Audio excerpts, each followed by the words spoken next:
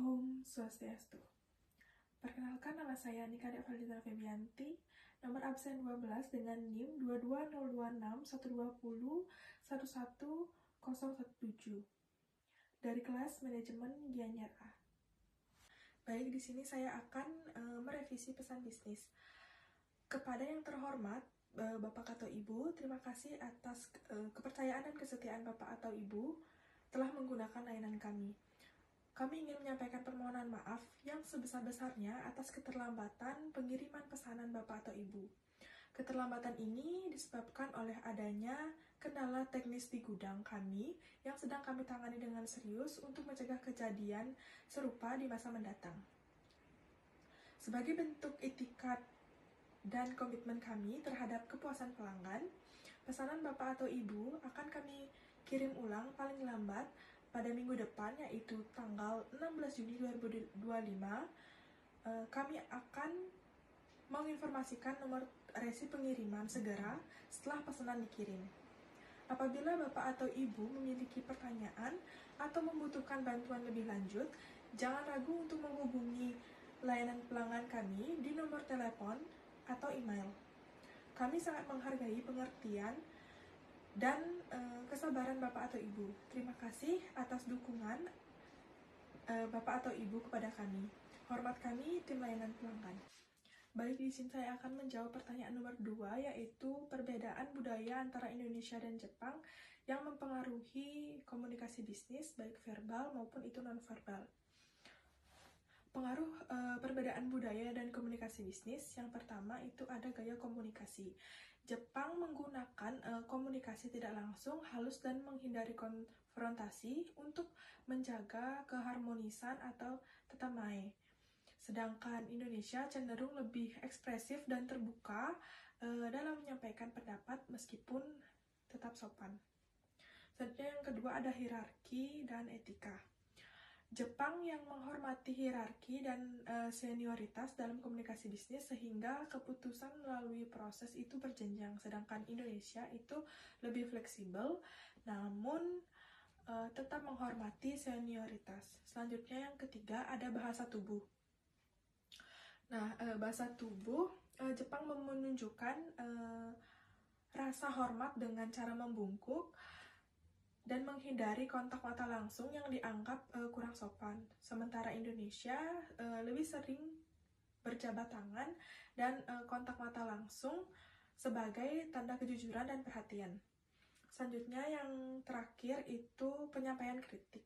Orang Jepang itu cenderung menyampaikan kritik secara tersirat dan diplomatis, sedangkan orang Indonesia lebih langsung namun tetap menjaga kesantunan.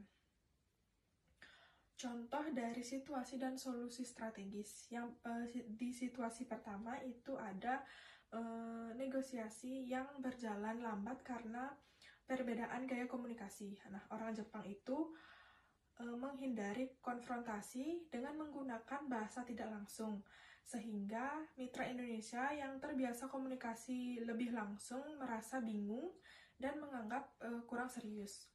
Solusinya itu yaitu melakukan pelatihan komunikasi lintas budaya bagi kedua belah pihak agar memahami konsep tatamae dan honge serta budaya komunikasi masing-masing, menggunakan mediator atau penerjemah profesional untuk menjembatani perbedaan gaya komunikasi tersebut. Selanjutnya ada situasi kedua di mana kesalahpahaman akibat bahasa tubuh dan etika yang santun, seseorang pembisnis Indonesia melakukan kontak mata langsung dan berjabat tangan kuat yang bisa dianggap kurang sopan atau agresif bagi mitra Jepang yang terbiasa membungkuk dan kontak mata minimal. Solusinya itu melakukan edukasi budaya nonverbal kedua belah pihak, misalnya mengajarkan ekspatriat Jepang tentang budaya berjabat tangan di Indonesia dan sebaliknya mengingatkan orang Indonesia untuk menyesuaikan bahasa tubuh saat berinteraksi dengan orang Jepang. Baik, di sini saya akan menjawab pertanyaan dari nomor 3, yaitu contoh email bisnis profesional untuk menanggapi keluhan keterlambatan pengiriman produk. pada Gmail itu terdapat subjek di mana kita akan mengisinya dengan permohonan maaf atas keterlambatan pengiriman pesanan Bapak atau Ibu. Nah, pada isi Gmail kita akan mengisinya dengan kepada yang terhormat Bapak atau Ibu di tempat, salam hormat, terima kasih atas kepercayaan Bapak atau Ibu kepada perusahaan kami, atas kesediaan Bapak atau Ibu menghubungi kami terkait pengiriman pesanan. Kami mohon maaf sebesar-besarnya atas keterlambatan pengiriman produk yang Bapak atau Ibu alami. Keterlambatan ini disebabkan oleh adanya kendala logistik atau gudang yang saat ini sedang kami tangani dengan prioritas tinggi agar tidak terjadi di masa mendatang. Sebagai langkah tindak lanjut, pesanan Bapak atau Ibu akan kami kirim ulang paling lambat pada tanggal 14 Juni 2025. Kami juga akan menginformasikan nomor resep pengiriman segera setelah produk dikirim. Kami sangat menghargai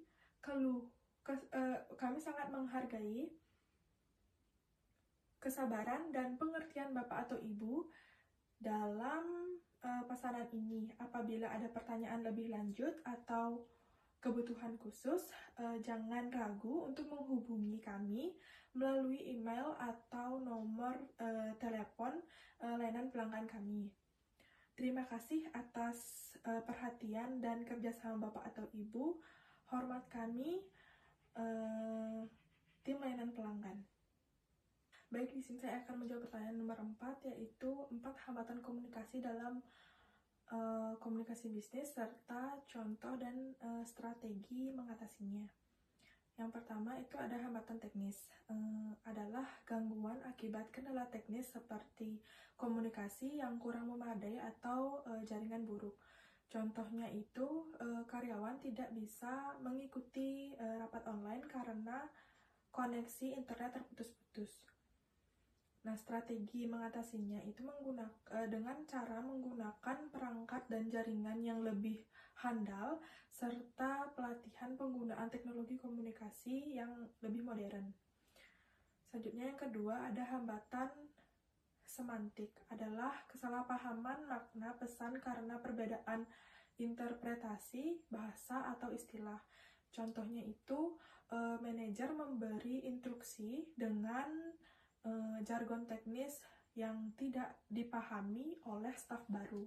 Strategi mengatasinya itu dengan cara menggunakan bahasa yang jelas dan sederhana, konfirmasi pemahaman, serta hindari jargon yang membingungkan. Selanjutnya yang ketiga itu ada hambatan manusiawi, di mana perbedaan latar belakang, pengalaman, atau emosi yang mempengaruhi penerimaan pesan. Contohnya itu konflik antar tim karena perbedaan generasi dan gaya komunikasi yang tidak sinkron. Strategi mengatasinya itu dengan melakukan pelatihan komunikasi interpersonal, membangun empati, dan menciptakan iklim kerja yang suportif. Selanjutnya yang terakhir itu ada hambatan kultural perusahaan. Struktur organisasi rumit, rivalitas atau budaya komunikasi tertutup yang menghambat aliran informasi. Contohnya itu informasi penting tertahan karena persaingan antar departemen sehingga proyek terhambat. Nah, strategi mengatasinya itu dengan menyederhanakan struktur komunikasi, dorong komunikasi terbuka, dan bangun budaya kerja kolaboratif.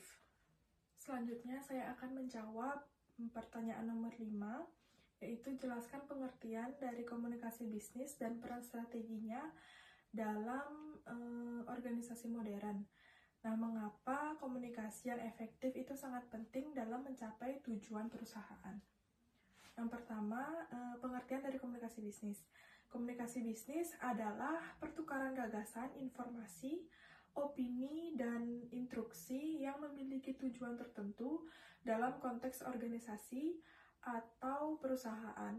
Nah, proses ini dapat berlangsung secara personal maupun impersonal, menggunakan simbol atau sinyal yang dapat dipahami penerima pesan dengan tujuan utama mencapai target organisasi.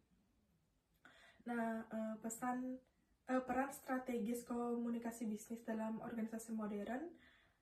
Komunikasi bisnis memegang peran strategis yang sangat penting dalam organisasi modern. Antara lain itu yang pertama ada meningkatkan efisiensi operasional dengan memastikan informasi tersampaikan dengan jelas dan tepat waktu sehingga mengurangi kesalahan dan kebingungan. Selanjutnya yang kedua itu mendorong kolaborasi dan koordinasi antar departemen serta menyelaraskan upaya individu dengan tujuan organisasi.